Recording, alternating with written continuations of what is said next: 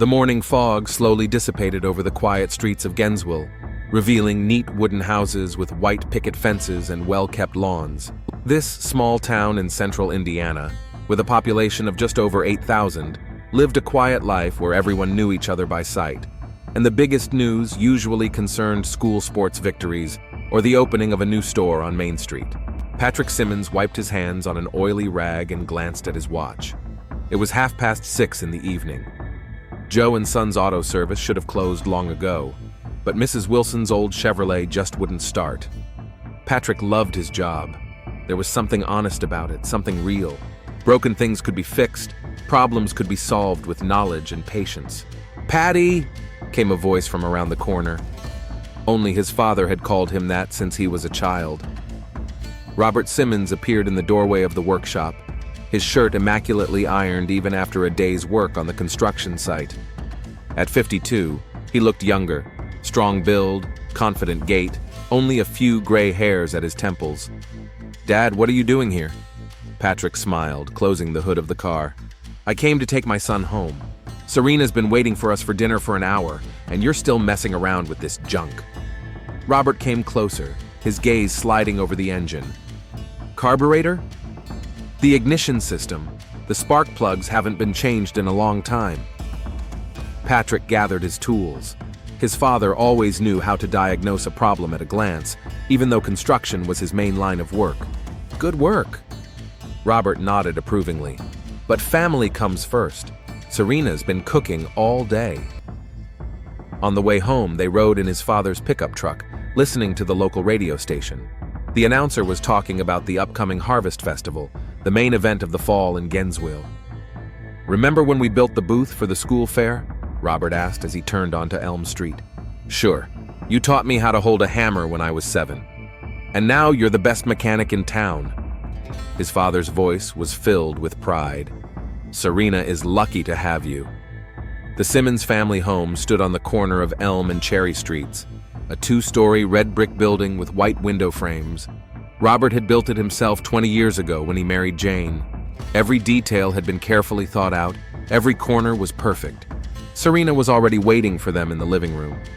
She was sitting on the sofa next to Jane Simmons, and they were chatting quietly about something. Serena was beautiful with a natural beauty that required no makeup or expensive clothes. She had long brown hair, kind brown eyes, and a smile that made you forget all your problems. "Finally!" She stood up and hugged Patrick. "I thought you decided to spend the night in the garage." "I'm sorry, dear. Mrs. Wilson needed the car for tomorrow morning."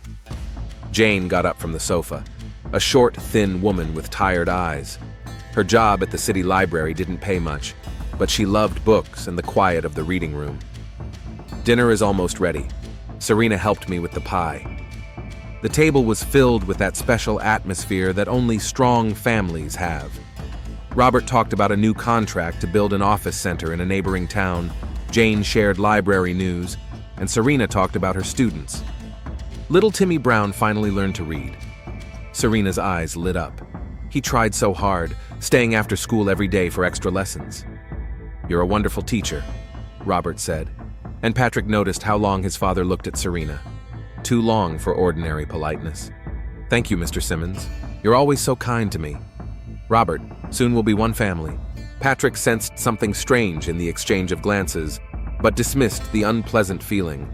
His father had always been charming and knew how to get along with anyone. That was why his construction company was thriving in a town where competition was scarce. After dinner, the men went out onto the porch. Robert took out a cigar, a habit Jane tolerated but did not approve of. "How's the wedding planning going?" his father asked, blowing smoke into the cool evening air. "Everything's going according to plan. The church is booked for next Saturday, and the caterer is hired." Patrick sat down on the steps. "Serena wants something simple, family-oriented. A wise girl. She'll make a good wife." "I know that." Patrick looked out the window where Serena was helping her mother clear the table. "Sometimes I can't believe she chose me. She's so beautiful and smart." "Don't put yourself down, son. You're a good man, an honest worker. In this day and age, that's worth a lot." Robert took a long drag on his cigar. "You know, I'm proud of how you've turned out. Your mother is proud of you too, even if she doesn't always show it." Laughter rang out from the house. Serena was telling Jane something. The sound was clear and sincere, and Patrick felt a surge of tenderness for his fiancée. "Dad, thank you for everything. For the house, for your support, for teaching me how to be a man." Robert put his hand on his son's shoulder. "Family is the most important thing, Patty. Never forget that." When Serena was about to leave, Patrick walked her to her car. It was a warm October evening, and the air smelled of fallen leaves and smoke from fireplaces. "Your family is wonderful," she said, adjusting the keys in her purse. "They like you too, especially Dad. He's a very charming man. No wonder you're like him." She kissed him goodbye, but the kiss seemed distracted to Patrick, as if her mind was elsewhere. "Are you okay?" he asked. "Sure, just tired. I have to get up early for work tomorrow." Patrick watched her car disappear around the corner and couldn't shake the strange feeling. Something was wrong, but he couldn't put his finger on it. When he returned home, he found his parents in the living room.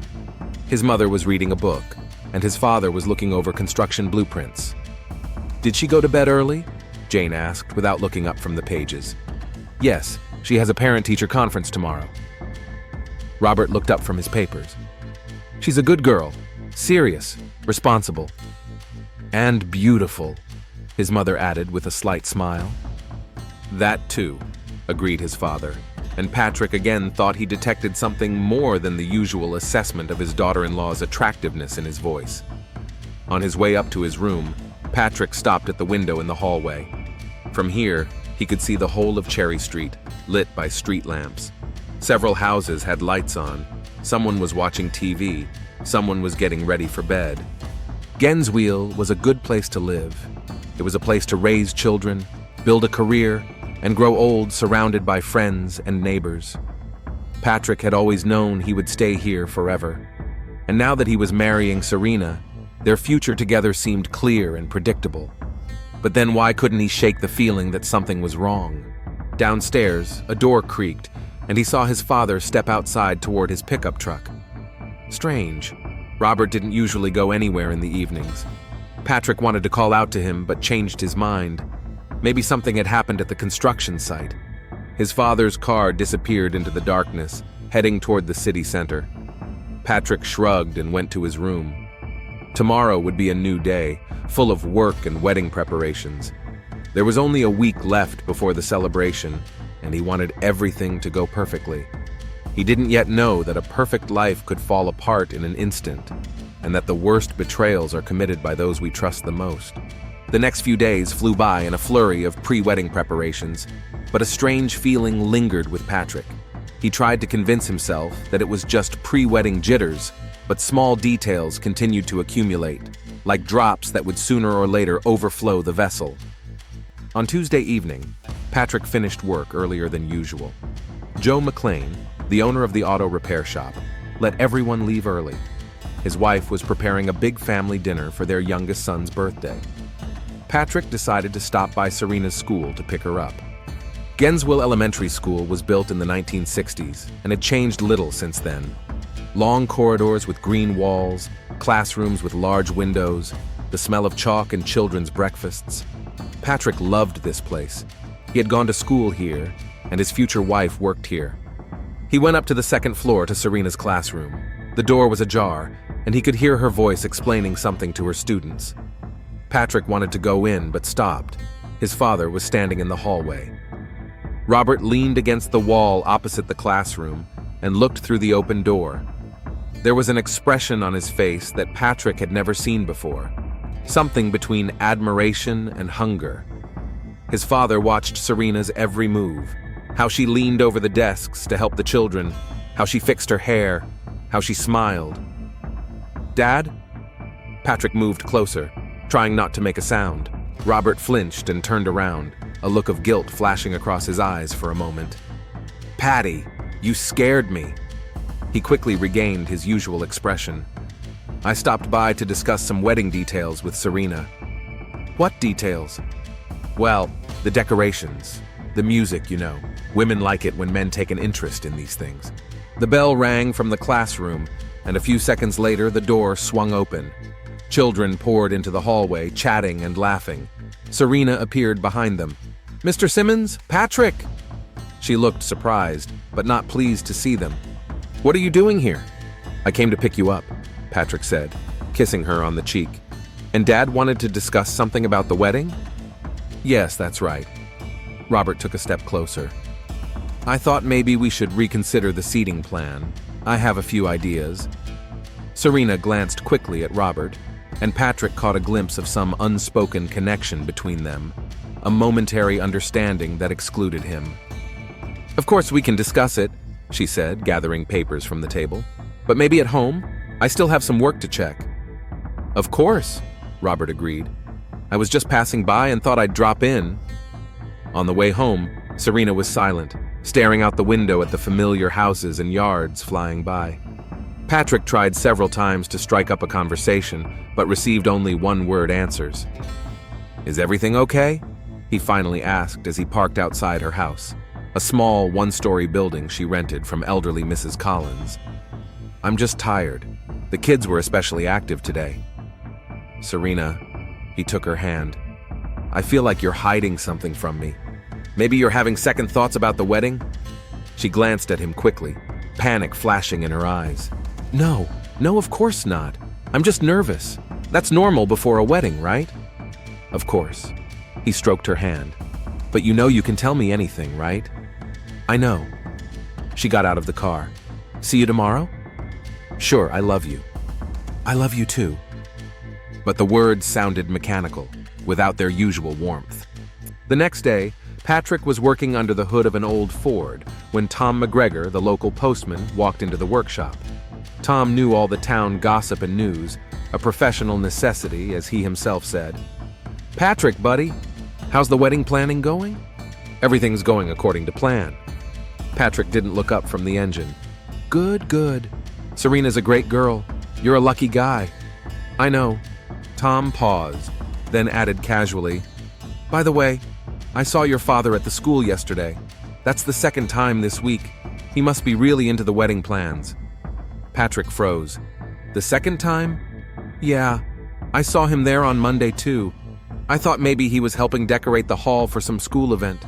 You know how he loves to be involved in the community." After Tom left, Patrick stood there for a long time, lost in thought. His father hadn't mentioned that he'd been at the school on Monday. And why had he lied about the reason for his visit on Tuesday? That evening, Patrick came home and found his parents in the living room. His mother was knitting, his father was reading the newspaper. It was a typical family scene, but now it seemed somehow artificial to Patrick. "How's work?" Jane asked without looking up from her knitting. "Fine. Tom McGregor stopped by. He said he saw Dad at the school." Robert continued reading the newspaper, but Patrick noticed his shoulders tense. "Yes, I was there," his father said calmly. "I was talking to the principal about possible repairs to the gym. My company could take on the job. Tom said he saw you there twice this week." This time, Robert looked up from the newspaper. "Tom talks too much.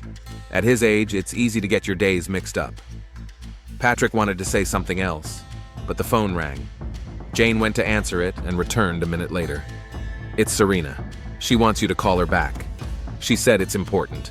Patrick dialed Serena's number anxiously. She answered on the first ring. "Patrick, can you come over?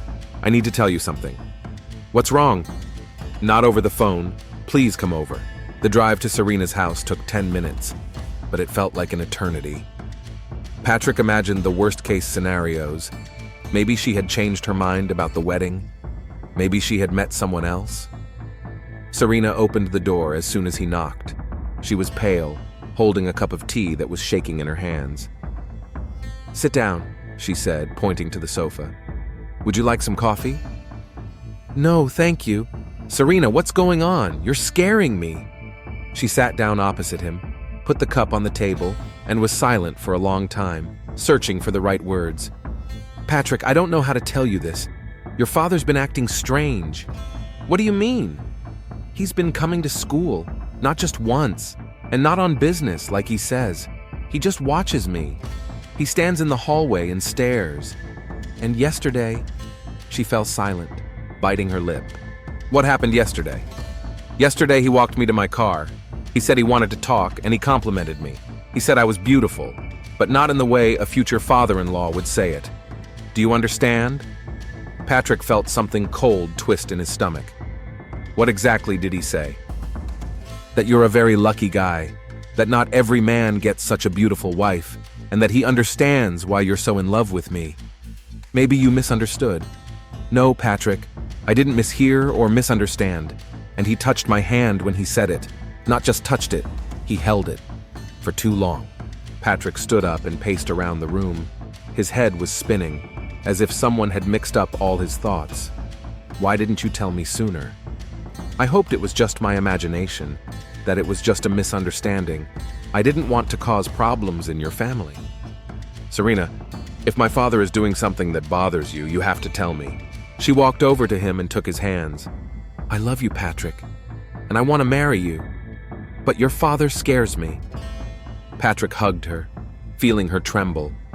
Fragments of memories flashed through his mind. His father's strange looks, his sudden visits to school, the lies about the reasons for those visits. I'll talk to him, he said finally.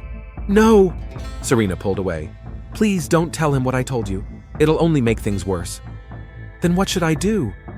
Nothing for now. Just be there for her. And if he acts strange again, we'll think of something. Late in the evening, Patrick returned home. His parents were already asleep, and only the light on the porch was on. He went to his room but couldn't sleep. Serena's words were spinning in his head, his father's strange behavior, all the little details that had seemed insignificant before. Around midnight, he heard the sound of a car. Going to the window, Patrick saw his father's pickup truck pull into the driveway.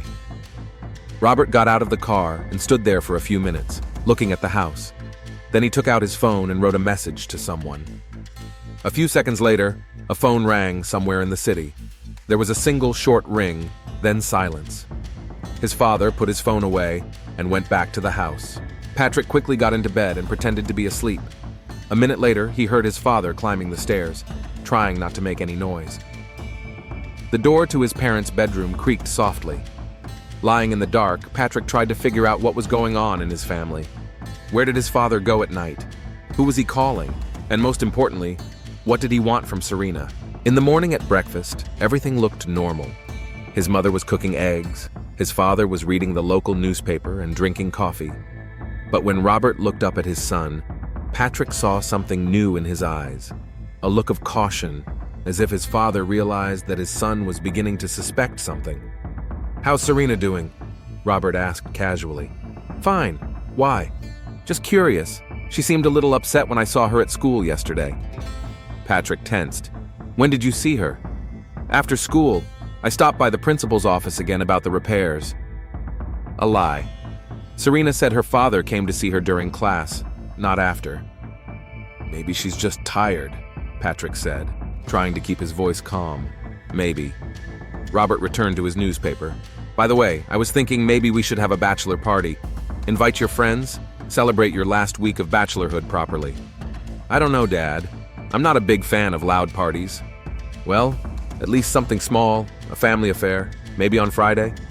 Friday was the day before the wedding. A strange time for a bachelor party. I'll think about it, Patrick said. After breakfast, his father left for work, but not as usual, in his work clothes, but in a suit. He said he had an important meeting with clients, but his construction company never worked with clients who required a suit. Patrick realized he couldn't pretend everything was fine anymore. Something was going on in his family, something dark and unpleasant, and Serena was at the center of it all. Thursday began as usual, but Patrick woke up with a heavy feeling. There were only 2 days left before the wedding, and instead of joyful anticipation, he felt a growing anxiety. All the previous day, he had thought about Serena's words, his father's lies, the night trips. He needed answers. Patrick worked distractedly at the auto repair shop, his thoughts constantly returning to his family problems. Around noon, Joe McLean, the owner of the shop, approached him. What's wrong, kid? You seem distracted today. Sorry, Joe. Pre-wedding jitters, I guess. I understand. I felt the same way before I married Mary. But take my advice. If something's bothering you, it's better to deal with it before the wedding than after. The wise words of the old mechanic stuck in his head. Patrick made a decision. He would find out the truth today.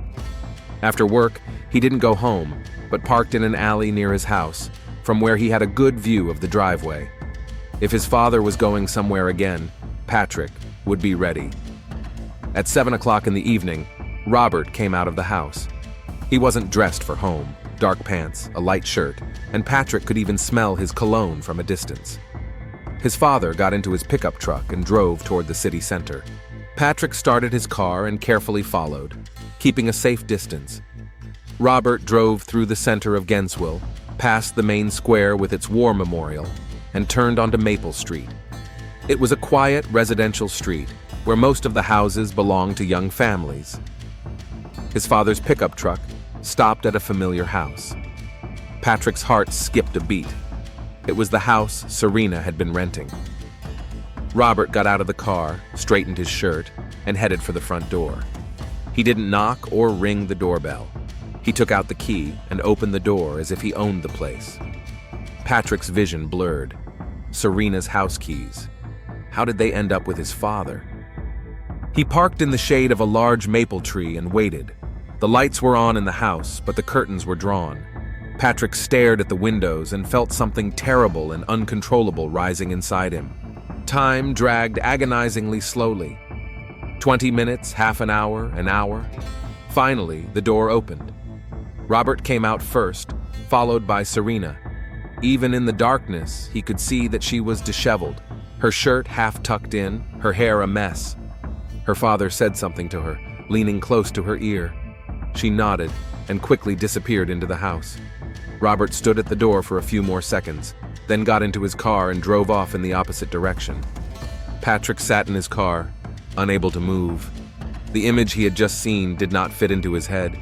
His father, his fiancée, in her house, with the keys. Finally, he got out of the car and walked up to Serena's house. His hands were shaking as he knocked on the door. "Who is it?" Serena's voice sounded tense. "It's me, Patrick." There was a long pause, then the sound of a lock turning. The door opened, and Patrick saw Serena. She was in a bathrobe, her hair still tousled, a red mark on her neck that looked like a hickey. "Patrick, what are you doing here?" She instinctively wrapped her robe around herself. "Can I come in? I was just about to go to bed." "Serena, please." She stepped back, letting him into the house. The living room smelled of men's cologne, the same one his father used. There were 2 glasses of half-finished wine on the coffee table.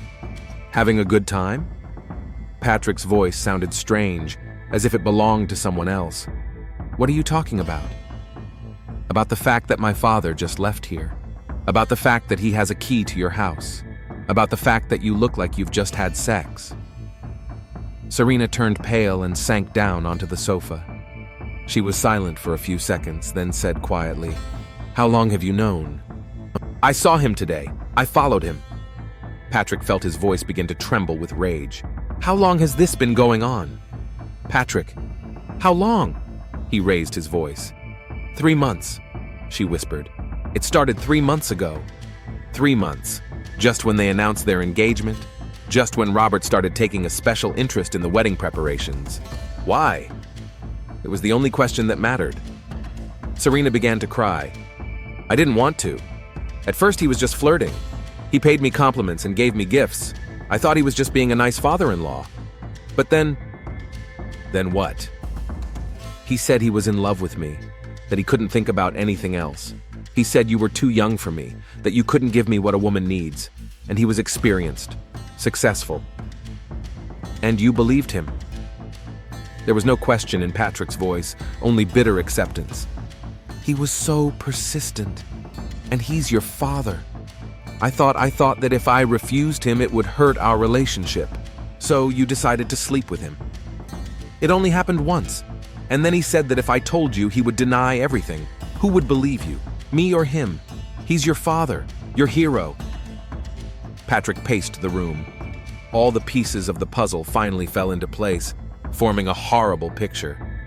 His father's attention to Serena, his lies, his late-night absences, his fiancée's strange behavior. "So you've been seeing each other for the past 3 months?" "No. I told him it was a mistake." But he didn't want to stop. He said he loved me, that we were meant for each other. And you agreed. I was trapped. He threatened to tell you his version, that I seduced him, that I was trying to destroy your family. And you would have believed him, wouldn't you? You would have believed your father over some girl. Patrick stopped and looked at her. There was a logic to her words, but that didn't make the betrayal any less painful. Do you love him? A long pause. I don't know, she finally admitted. I thought I loved you, but Robert does something to me. When he's around, I can't think straight. What about the wedding? Our wedding? I wanted to marry you. I thought if we got married, he'd leave me alone. But today he said, what did he say? That he wouldn't let me marry you, that he'd find a way to stop it. Patrick felt a cold rage growing in his chest. Not only had his father seduced his fiancée, but now he was going to ruin their wedding. Where is he now? Patrick, what are you going to do? Talk to him. Please don't. It'll only make things worse. But Patrick was already heading for the door. He turned back at the threshold. Serena, answer me honestly. If it weren't for me, would you be with him? She stared at the floor for a long time, then nodded quietly. Yes, I guess so. Patrick stepped out into the night. He sat in his car for several minutes, trying to control his emotions. Anger, pain, and a sense of betrayal all mixed together in a hot ball in his chest. He knew where to find his father. Robert often said that he thought best by the lake, on the old pier where he used to fish as a child. Willow Lake was a 10-minute drive from town. At night, it looked like a black mirror reflecting the few stars in the sky. Sure enough, his father's pickup truck was parked at the dock. Robert was sitting on the edge of the wooden deck, his legs dangling over the side. He had a bottle of whiskey in his hand. He rarely drank, but today was apparently an exception. I knew you'd find me here, he said without turning around. Patrick stepped closer. We need to talk. About what? About Serena? His father's directness surprised Patrick. He had expected denials, lies, attempts to wriggle out of it. You're not going to deny it? Why should I? Robert finally turned around. In the moonlight, his face looked haggard and aged. You saw us, didn't you? Yes. Then there's nothing to talk about. You know everything. I know you're sleeping with my fiancée, but I don't know why. Robert took a swig from the bottle and handed it to Patrick. Patrick refused. Because she's beautiful.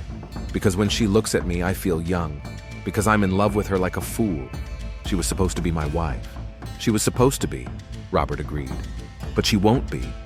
Why? Because she loves me. Maybe she doesn't realize it yet. But it's true. Patrick sat down next to his father on the edge of the pier. A heavy silence fell between them. How could you do that? Patrick finally asked. How could you betray your own son? I didn't plan it, Patty. It just happened. The first time I saw her, something inside me switched. I knew it was wrong, but I couldn't stop. You ruined my life. I ruined my own. Robert looked at the dark water. Do you think it's easy for me? Do you think I don't understand that I lost the most precious thing I have? My son? Then why didn't you stop? Because she was worth it. Those words hurt Patrick deeply. It seemed that Serena was more important than their relationship, more important than his family, more important than anything. Does Mom know? Number, and she won't find out unless you tell her. What are you going to do? Robert stood up, swaying from the alcohol. Tomorrow morning, I'll tell everyone that the wedding is off. I'll say Serena changed her mind. In a month or two, when everything calms down, she and I will leave Genswell. We'll start a new life. What about the family? What about Mom? What about me? You'll be fine. You're strong. Patrick stood up too. The rage that had been boiling inside him all evening had finally reached its limit. You're a selfish bastard, he said quietly. You're willing to ruin all of our lives for your own whim. This isn't a whim. This is love. This is the lust of an old man who can't accept his age. Robert turned sharply toward his son. Anger flashed in his eyes. Watch your mouth, boy. Or what? Are you going to hit me? Like your father? You don't understand. Serena is special. She's not for you. You're too young, too simple. She deserves better. She deserves honesty. And you've been lying to her from the start. I gave her what you couldn't give her: passion, experience, confidence in the future. You gave her betrayal and lies. Father and son stood facing each other on the old pier, and between them was no longer just a misunderstanding, but a chasm. All those years when Patrick had admired his father, considered him a model of courage and honesty, had been based on a lie. "I won't let you do this," Patrick said. "You won't? What can you do?" "I'll tell everyone the truth. I'll tell Mom, I'll tell the whole town. Everyone will find out what you really are." Robert laughed bitterly and maliciously. "And what will that change? Serena will still choose me, and your mother will be devastated. You want to ruin her life for the sake of your revenge?" Patrick realized that his father was right. Telling the truth would hurt his mother and make him a laughingstock in town, but it wouldn't bring Serena back. She had already made her choice. "Then what should I do?" he asked wearily. "Accept it. Let it go. Find another girl." As if it were that simple. "Nothing is simple, son, but life goes on." Robert headed for his car, but Patrick called after him. "Dad." "What?" "I don't respect you anymore." Robert stopped, but didn't turn around. "I know, but Serena makes up for it." He got into the pickup truck and drove away, leaving Patrick alone on the pier. The young man stood by the water for a long time, trying to comprehend that his life had just completely changed. Tomorrow was supposed to be his wedding day. Instead, he had lost his fiancée, his father, and his faith in everything he believed in. And worst of all, he realized there was nothing he could do about it. Friday, October 13th. The day that was supposed to be the happiest of Patrick Simmons' life began with a gray, rainy morning. He hadn't slept all night, sitting in his car by the lake, trying to make sense of what had happened. By morning, the rain had intensified, turning the dirt roads around the lake into sticky mud. Patrick arrived home at 6:30 in the morning. The house was quiet. His parents were still asleep. He went to his room, got dressed, and went down to the kitchen. He had to look normal, at least until he decided what to do next. His mother was the first to wake up. Jane came downstairs in her robe and slippers, her hair tousled, her eyes sleepy. "Patrick, you're up early." She turned on the coffee maker. "Nervous about the wedding?" "Something like that." Jane came over and hugged her son around the shoulders. "That's normal, dear. I was nervous before my wedding to your father, too, but everything went wonderfully." The irony of the situation was painful. His mother was talking about her wedding to the man who was now destroying their family from within. "Mom, did you ever have doubts about Dad?" Jane looked at her son in surprise. "What do you mean?" "Well, did you ever think he might cheat on you? Be unfaithful?" "Patrick, what kind of strange questions are you asking? Especially on a day like this." "I'm just curious." His mother poured herself some coffee and looked thoughtfully out the window. "You know, your father isn't perfect. He can be stubborn, self-assured, and sometimes too absorbed in his work. But cheat on me? No, I never doubted that." "Why not?" "Because he loves me, and because he's an honest man. He has his faults, but dishonesty isn't one of them." Patrick wanted to tell her the truth right then and there, to shatter his mother's illusions, but the words stuck in his throat. Jane looked so fragile in the morning light, so vulnerable in her naivety. At 8 o'clock, Robert woke up.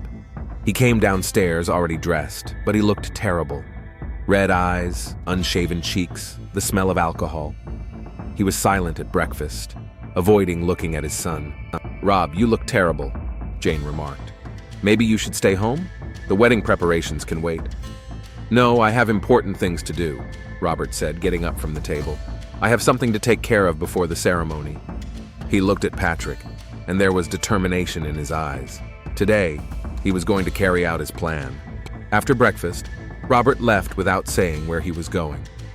Jane got busy with the last-minute preparations, calling the restaurant, checking the decorations, and calling relatives. Patrick sat in the living room listening to his mother plan a wedding that would never take place. At noon, Reverend Miller from St. Paul's Church called. "Mrs. Simmons? There seems to be some confusion. Mr. Robert Simmons called and said the wedding has been postponed, but my records say—" Jane turned pale. "What? What wedding has been postponed? Your son's wedding, ma'am.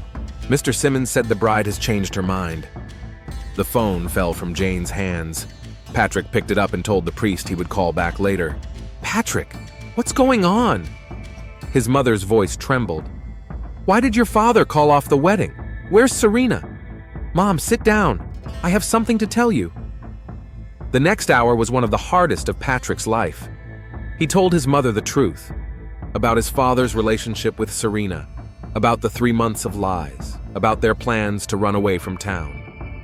Jane listened silently, growing paler with every word. When he finished, his mother sat in silence for a long time, staring at a single point. I'm a fool, she finally said. A blind, naive fool. Mom, I saw the signs. His absence in the evenings, the phone calls he hung up on when I entered the room, the new clothes, the cologne. I thought he was going through a midlife crisis. You couldn't have known. I should have known.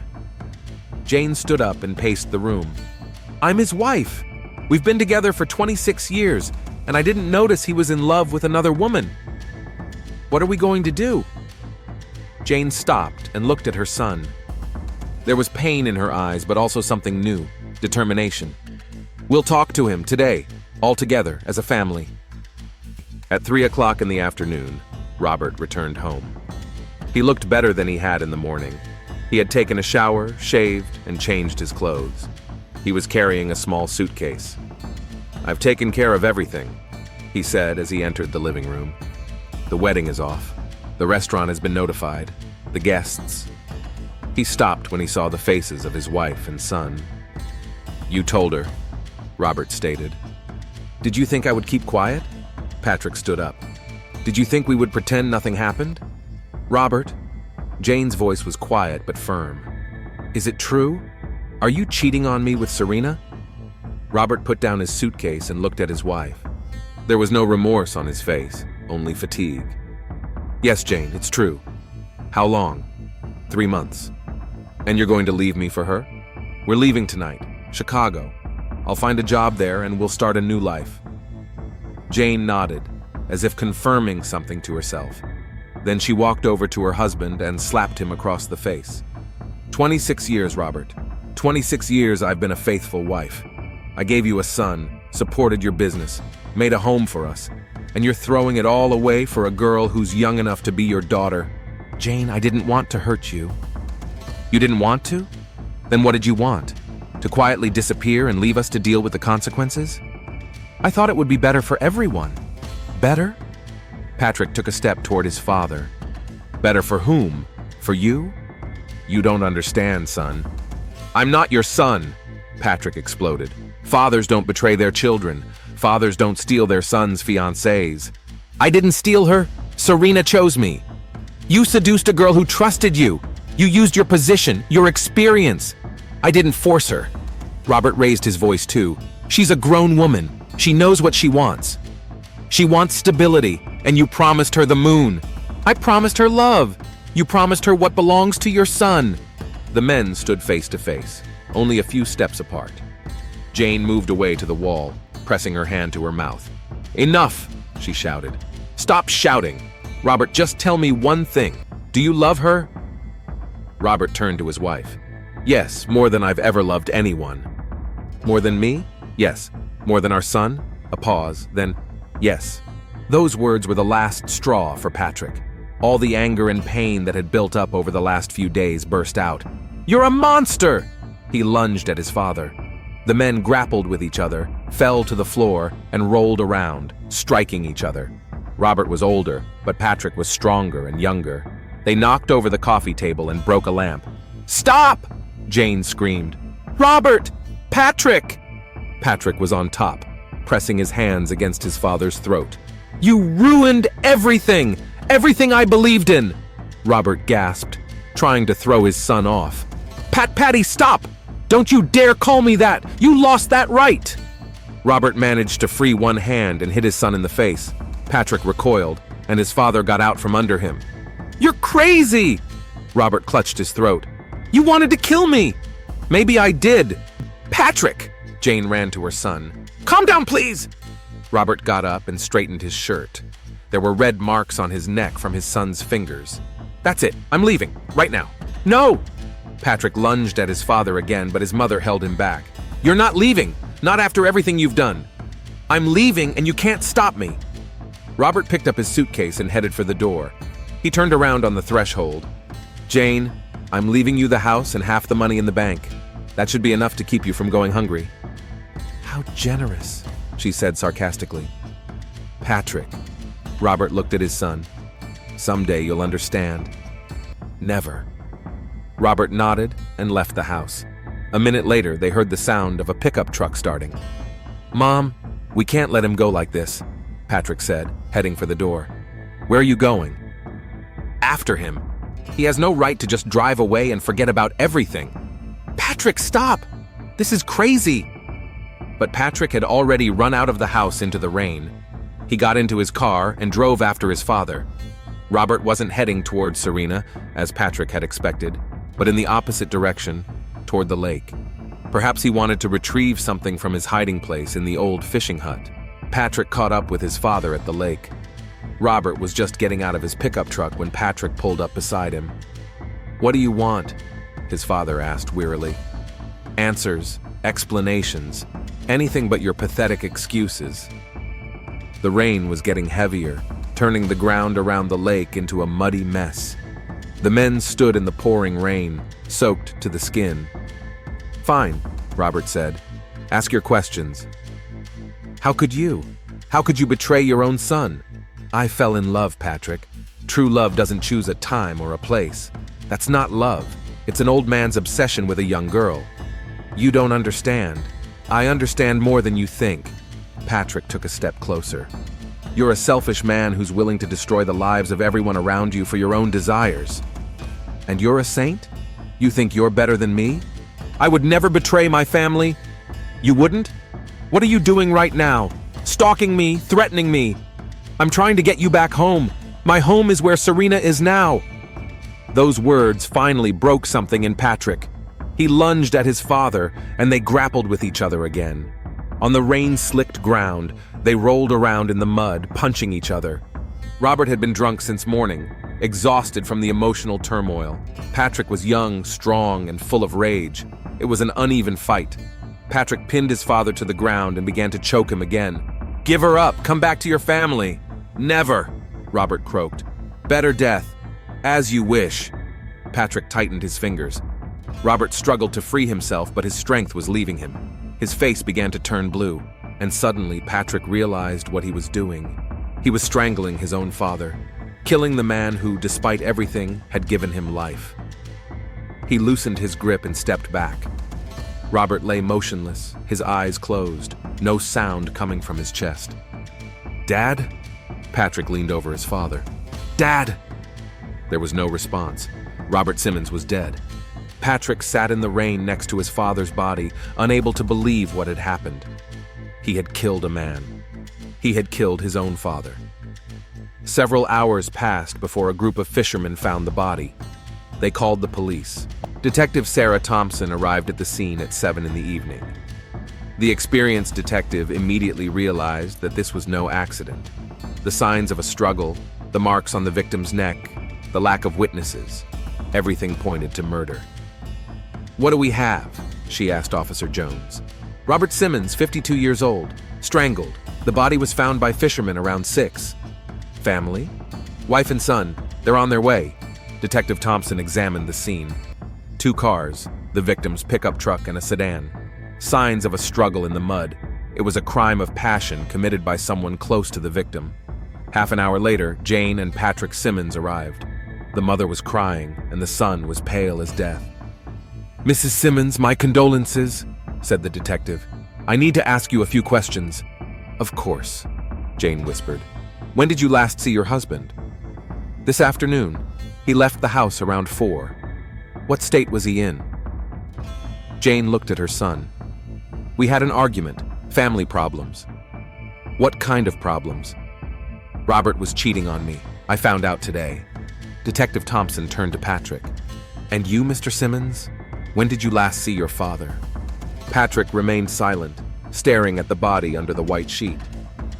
"Mr. Simmons?" I was following him after he left the house. Followed him? Why? I wanted to talk to him, convince him to come back. And what happened? Patrick looked up at the detective. She saw what she was looking for in his eyes: guilt. We talked. We argued. We fought. And then I left. What time? Around 5. A lie. The detective knew it, but she didn't press the issue. The investigation was just beginning, but Sarah Thompson already knew that the killer was close. The only question was whether she could prove it. Saturday dawned gray and cold. The day that was supposed to be Patrick and Serena's wedding turned into the start of a police investigation into a murder. The atmosphere in the Simmons house was heavy. Jane hadn't slept all night, and Patrick sat by the window, staring out at the empty street. At 9 in the morning, Detective Thompson called. "Mrs. Simmons, I need to talk to you and your son again. Can you come to the station?" "Of course." Jane's voice was hoarse from crying. At the Gensville police station, Detective Thompson spoke to the mother and son separately. She invited Jane in first. "Mrs. Simmons, tell me more about the argument with your husband." Jane clutched a handkerchief in her hands. "We found out that Robert was cheating on me with our son's fiancée. Serena was supposed to marry Patrick yesterday." "How did you react to this news?" "I hit him. I screamed. And Patrick attacked his father. They fought." "In the house?" "Yes. They knocked over furniture and broke a lamp. Then Robert said he was leaving to go to her and he left." "And your son?" "He ran after him. I asked him to stop, but he didn't listen." The detective nodded. "What time was that?" "Around 4 o'clock. After Jane, Patrick was called in. The young man looked exhausted, his eyes red and his hands shaking. "Mr. Simmons, yesterday you said you left the lake at 5 in the evening. Is that correct?" Patrick paused, then shook his head. "No." "What time did you actually leave?" "I didn't leave." Detective Thompson leaned forward. "What do you mean?" "I stayed there, with my father's body, until the fishermen arrived." "So you saw your father die?" A long pause, then, barely audible, "Yes." "Tell me what happened." Patrick covered his face with his hands. "We were arguing, fighting in the mud and the rain. I was so angry at him for what he had done to our family, to my life, and I strangled him. I wanted him to stop saying those horrible things. I wanted him to agree to come home. But he didn't agree? He said he'd rather die than give up Serena." The detective wrote down every word. "What happened then?" "I don't remember exactly. I was furious. He was fighting back. And then suddenly he stopped moving. He stopped breathing." "And what did you do?" "I sat there next to him. I couldn't believe it had happened, that I had killed my own father." Sarah Thompson put down her pen. "Mr. Simmons, do you admit to the murder of Robert Simmons?" Patrick raised his head and looked at the detective. "Yes, I killed him." "You have the right to remain silent." While the detective read his rights, Patrick thought about how he felt strangely relieved. Finally, he could stop lying and pretending. The truth was terrible, but at least it was honest. An hour later, Serena Clark was brought to the station. She had learned of Robert's death from a neighbor and immediately realized that the police would want to talk to her. "Miss Clark, what was your relationship with the deceased?" Serena was pale but held herself with dignity. "We dated for 3 months." "Despite the fact that you were engaged to his son?" "Yes." "Tell us how it started." "Robert had been courting me since the beginning of my engagement to Patrick. At first, it was just compliments and attention. Then he confessed that he was in love with me." "And you reciprocated?" "Not right away. But he was very persistent. He said we were meant for each other, that I would have a better life with him."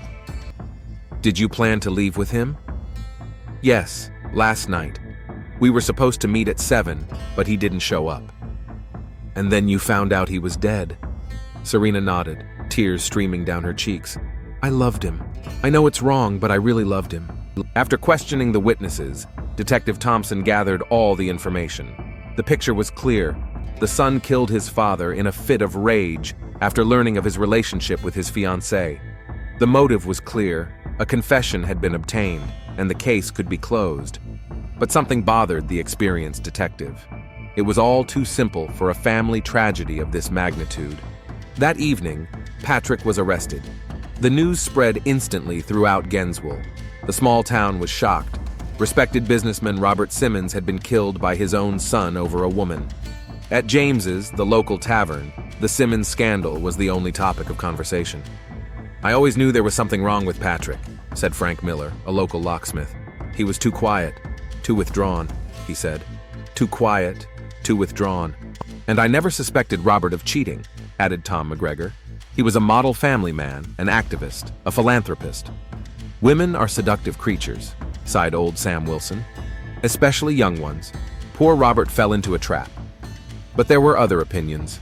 Some residents remembered how Robert was often seen near the school, how he flirted with young teachers at community events. "Patrick may be a murderer," Mrs. Collins whispered to her neighbors, "but Robert is to blame for what happened." The next day, journalists from major newspapers arrived in town. Family tragedy in Gainesville. Son kills father over bride. Love triangle ends in death. The headlines were full of sensational details. Jane locked herself in her house and didn't answer the phone. Neighbors saw her walking around the house like a ghost, not turning on the lights or cooking. Serena handed in her resignation from the school and was planning to leave town. There were too many judgmental looks, too much whispering behind her back. A week later, Robert Simmons's funeral took place. Despite the scandal, many people came. Business colleagues, neighbors, acquaintances. Patrick was brought from prison in handcuffs, under guard. Reverend Miller gave a heartfelt speech about the complexity of human nature, about how everyone has the capacity for both good and evil. But many in the church were thinking about something else, how quickly a reputation built over years can be destroyed. Jane stood by her husband's coffin in a black dress, holding the hand of her murderous son. The scene was tragic and symbolic, a family torn apart from within, yet still trying to maintain the appearance of unity. After the funeral, Patrick was taken back to prison. He was facing trial and many years in prison. His lawyer talked about the possibility of having the murder ruled accidental, emotional distress, family circumstances, lack of criminal intent. But the fact remained. He had killed a man. A month later, Serena left Gainesville. No one knew where she had gone, and no one cared. Her house was empty. A new teacher was found for the school, and life in the town gradually returned to normal. But some things had changed forever. Jane sold her husband's construction company and their house on Elm Street and moved in with her sister in a neighboring state. She couldn't live in a place where every corner reminded her of the tragedy. Detective Thompson closed the case, but sometimes she thought about the Simmons family. 3 lives destroyed because of passion, selfishness, and an inability to control their emotions. She had seen many crimes, but family tragedies always affected her the most. Patrick was sentenced to 15 years in prison for manslaughter with aggravating circumstances. At the trial, he confirmed his confession, made no attempt to justify himself or shift the blame onto others. "I killed my father," he told the judge, "and I will live with that for the rest of my life. No punishment will be worse than the pain I have caused myself and my family." In prison, Patrick became a quiet, withdrawn inmate. He read, worked in the workshop, and didn't cause any trouble. The guards said he seemed dead inside. His mother wrote to him occasionally, short letters about the weather, her new job, her neighbors. She never mentioned his father, the murder, or their past life. It was as if she was trying to build a new reality where the tragedy did not exist. Years passed. Gainesville gradually forgot about the Simmons family scandal. A new school was built, a shopping center opened, and new families moved to town. Life went on.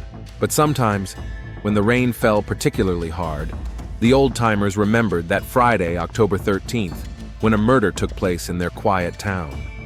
They remembered Robert Simmons, a successful businessman who lost his head over a young woman. They remembered Patrick, a quiet mechanic who killed his own father. They remembered Serena, the beautiful teacher who destroyed a family. The Simmons family's story became a warning to others. It showed how passion can blind the mind, how betrayal destroys trust, and how rage can lead to irreparable consequences.